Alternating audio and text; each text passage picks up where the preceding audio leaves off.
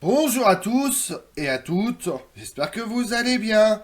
Aujourd'hui, je suis ravi de vous accueillir pour évoquer la figure d'Aliénor d'Aquitaine. Elle est sans conteste la plus célèbre, sinon la plus populaire des reines du Moyen Âge. Duchesse descendante de l'antique lignée des Guélimides, elle est au XIIe siècle l'héritière du duché d'Aquitaine, la plus étendue de toutes les principautés du royaume de France, mais aussi l'une des plus riches.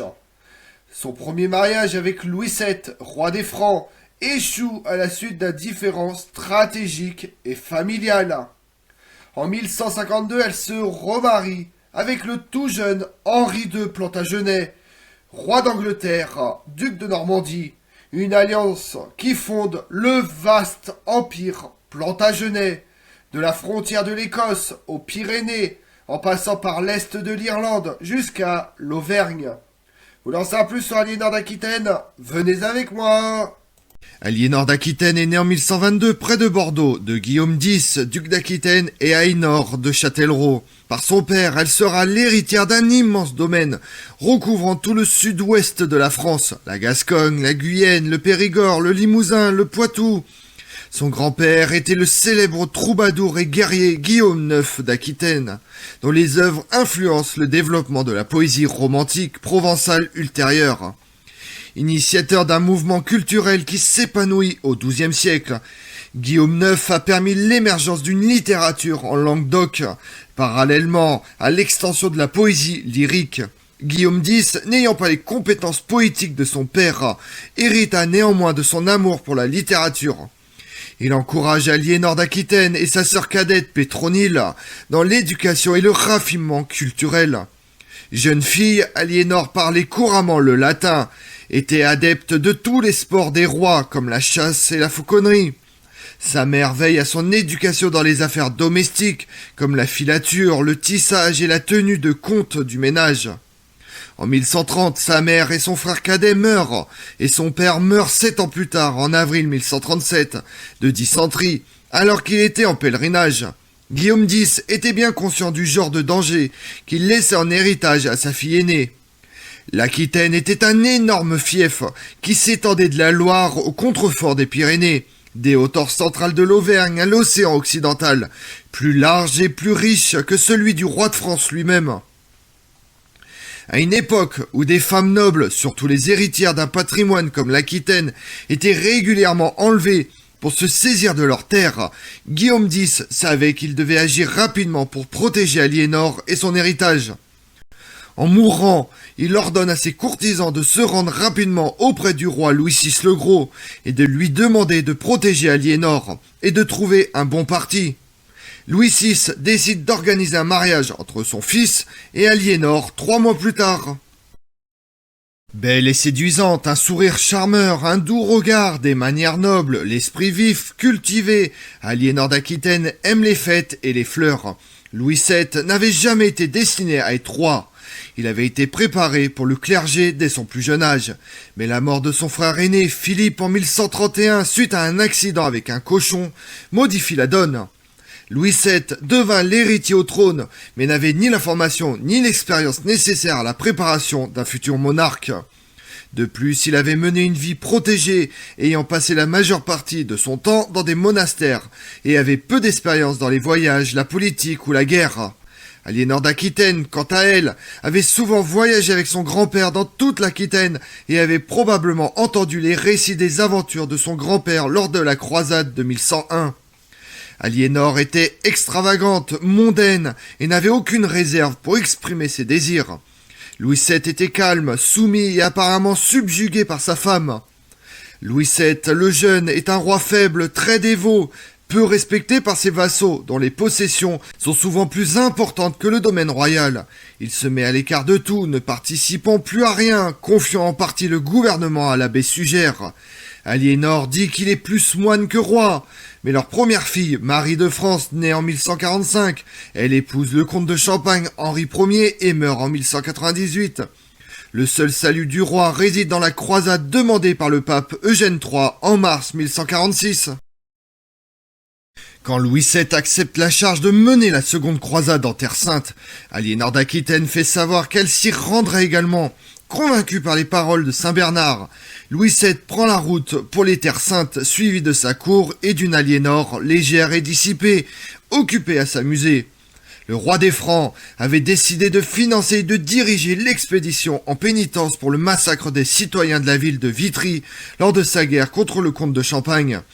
Aliénor d'Aquitaine semblait avoir pour seule intention de s'embarquer dans une grande aventure. Louis VII avait peu d'expérience en commandement et absolument aucune en voyage ou logistique, et donc, sans surprise, la croisade ne fut pas une réussite. Aliénor d'Aquitaine était régulièrement critiquée par les historiens médiévaux pour son comporter comme si elle allait à une fête ou à un bal au palais. Elle amena avec elle 300 dames d'honneur et un train de bagages de plusieurs kilomètres de long pour transporter toutes leurs robes et autres articles de première nécessité. Malgré cela, ces mêmes historiens montrent clairement qu'elle était la dirigeante la plus apte, alors que son mari était incapable de diriger l'armée. Et surtout, Aliénor était plus respectée par les soldats. À la Odyssée, alors que le groupe parcourait le mont Cadmus en route vers Antioche, où l'oncle d'Aliénor, Raymond de Poitiers, les attendait, Aliénor encourage l'avant-garde dont elle faisait partie à aller à l'avant, tandis que Louis VII, resté à l'arrière, avait ordonné à la colonne de s'arrêter et de se reposer pour la nuit.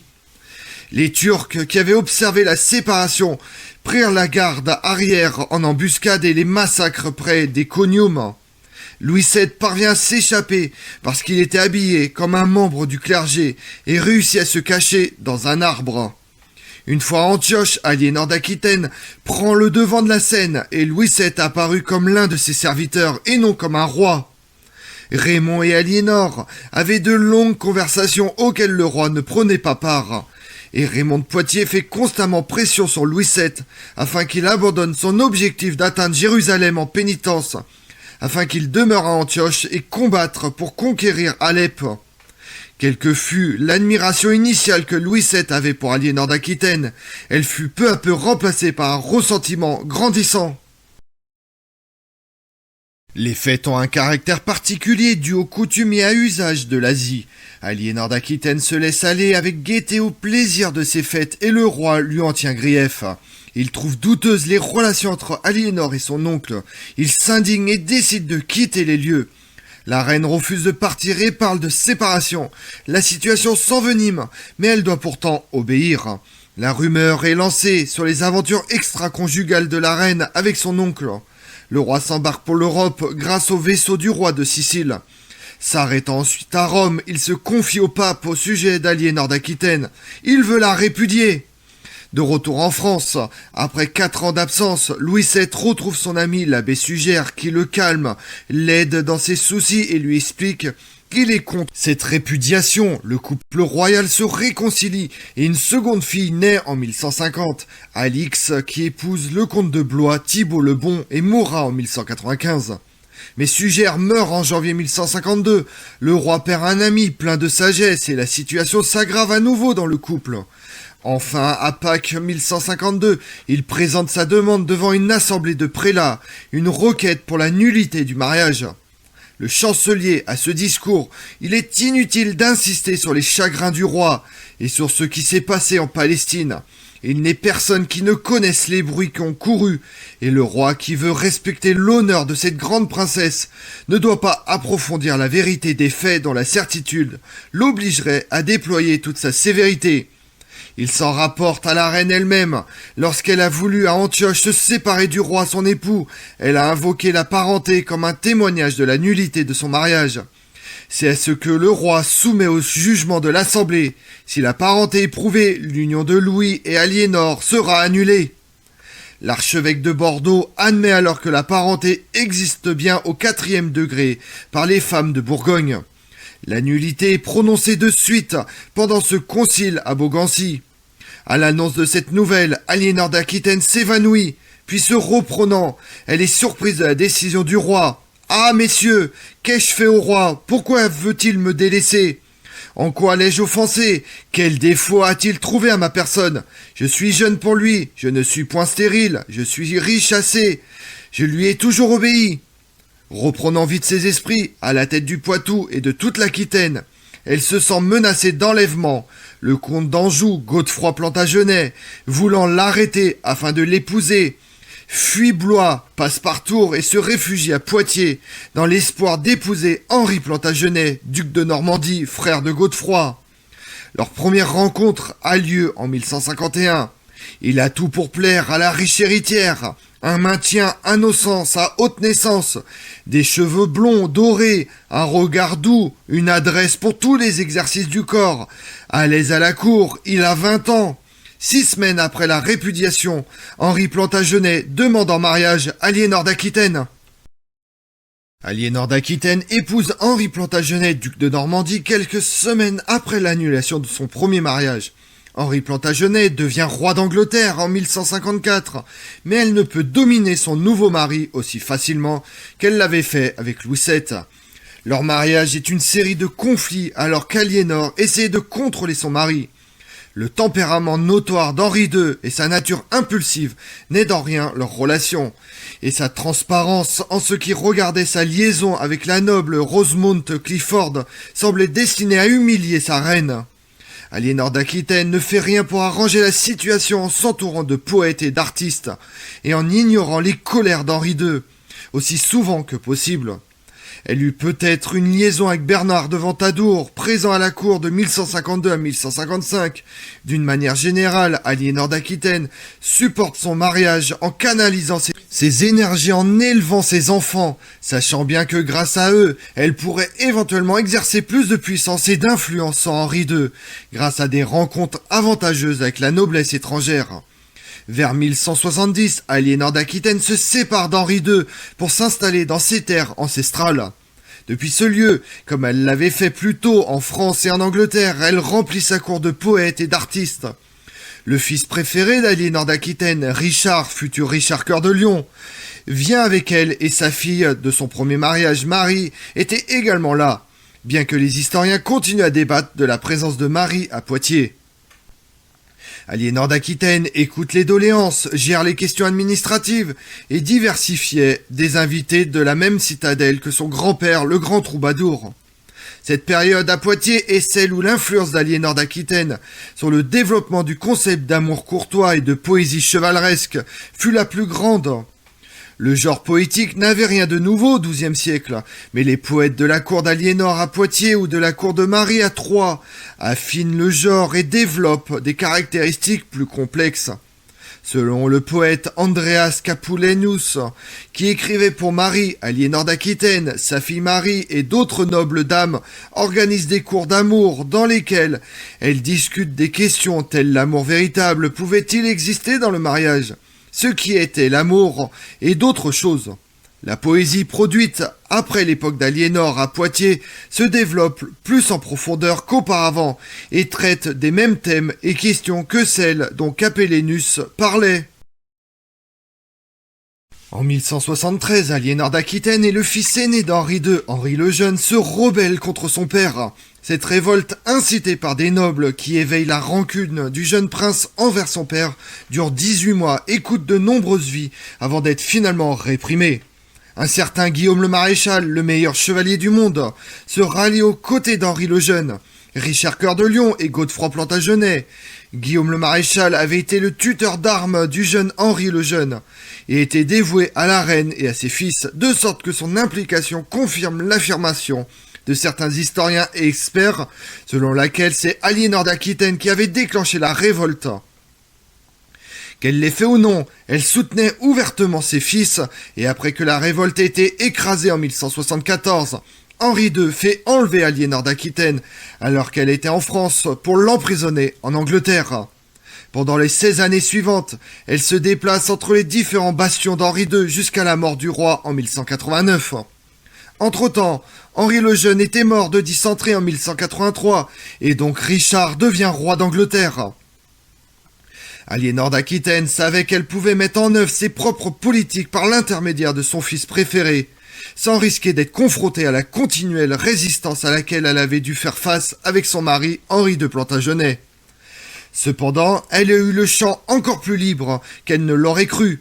puisque son fils Richard Cœur de Lion quitte l'Angleterre pour participer à la troisième croisade, laissant la charge de régente à sa mère Aliénor d'Aquitaine. Bien que nominalement régente, Aliénor d'Aquitaine signait et demandait à ce qu'on s'adresse à elle comme Aliénor. Par la grâce de Dieu, reine d'Angleterre, elle reprit très vite ses manœuvres politiques comme si elle n'avait jamais été enfermée depuis près de 16 ans. Dans sa longue captivité, ayant seulement la philosophie pour tout exercice, elle avait, semble-t-il, gagné en sagesse et d'une manière ou d'une autre suivi le rythme du progrès de l'histoire. Elle avait atteint l'audacieuse habileté de manœuvre d'Henri II, mais elle était plus sage que lui, plus sensible aux dérives populaires et plus ingénieuse à en tirer profit. Elle comprit que les croisades dans un pays lointain et pour une cause nébuleuse étaient un gaspillage des énergies et canalisa ses efforts pour retrouver l'équilibre du royaume qui avait été perdu après la mort d'Henri II et le départ de Richard Cœur de Lion pour la Terre Sainte. Cependant, le royaume était confronté à des difficultés depuis des décennies, en grande partie en raison des relations conflictuelles de son défunt mari avec son premier mari, Louis VII, mort en 1180, et son fils d'un second mariage, Philippe Auguste. Ce dernier avait également participé à la troisième croisade et s'était battu aux côtés de Richard Cœur de Lion à Acre, mais les deux s'étaient disputés sur un certain nombre de questions, y compris les droits fonciers, et s'étaient séparés en mauvais termes. Philippe Auguste revient des croisades, mais Richard fut enlevé en 1192 et gardé contre rançon par Henri VI, empereur du Saint-Empire romain germanique. Philippe Auguste lance de nombreuses campagnes pour récupérer les terres des Plantagenets et étendre son propre pouvoir tout en entamant des négociations secrètes avec Jean Santerre, le plus jeune fils d'Aliénor d'Aquitaine qui était impatient de se débarrasser de son frère aîné et de devenir roi. Aliénor sut maintenir la fidélité des nobles d'Angleterre à Richard Cœur de Lion, tout en rassemblant la rançon qu'elle livra elle-même en Autriche et ramènera son fils en 1194. Richard Cœur de Lion ne régnera que 5 ans avant d'être tué au combat en 1199. Jean Santerre monte alors sur le trône et en mai conclut un traité de paix avec Philippe Auguste qui devait être scellé par le mariage entre les Capétiens et les Plantagenets. Aliénor d'Aquitaine se rend en Castille où régnait sa fille Aliénor et ramène sa petite fille Blanche de Castille pour épouser le fils de Philippe Auguste, le futur Louis VIII. Ce dernier acte accompli, Aliénor d'Aquitaine se retire à l'abbaye de Fontevraud. Elle y meurt de cause naturelle en 1204. La paix qu'elle avait aidé à négocier entre l'Angleterre et la France à travers le mariage de Blanche de Castille avait été brisée au moment de sa mort. Le règne de Jean Santerre se caractérise par une série d'erreurs diplomatiques qui favorisent le conflit entre la France et l'Angleterre. Ces conflits conduisent finalement à l'engagement à grande échelle de la guerre anglo-française 1213-1214, au cours de laquelle les forces anglaises furent défaites par celles de Philippe Auguste. L'Angleterre perd la plupart de ses terres sur le continent et l'empire plantagenet forgé par Henri II et Aliénor d'Aquitaine s'effondre. Cependant, l'influence d'Aliénor continue de se faire sentir à travers des femmes fortes et indépendantes, comme sa petite fille Blanche de Castille. Que ce soit en tant que modèle ou à travers la poésie qu'elle avait inspirée, le rayonnement d'Aliénor d'Aquitaine perdure longtemps après sa mort. Comme on l'a vu, petite fille d'un grand troubadour, duchesse, reine des Francs, puis d'Angleterre, mère de 2 rois, Aliénor d'Aquitaine est la figure emblématique de Poitiers et de l'Aquitaine. À la cour fastueuse, elle tient en Aquitaine, elle favorise l'expression poétique des troubadours en langue d'oc et de l'amour courtois. Sur le plan politique, elle joue un rôle important dans l'Europe médiévale. Tout au long de sa vie, Aliénor d'Aquitaine eut une vie hors du commun qui a marqué l'histoire de Poitiers, de l'Aquitaine et de l'ensemble de l'Europe. Je vous remercie d'avoir suivi cette vidéo en ma compagnie. Si vous voulez connaître mes autres vidéos, retrouvez-moi sur ma chaîne YouTube Tout sur l'Histoire avec Damien, mais également sur les réseaux sociaux, Twitter et Instagram, Histoire Damien. Et pensez à liker, commenter et vous abonner. Je vous remercie à tous.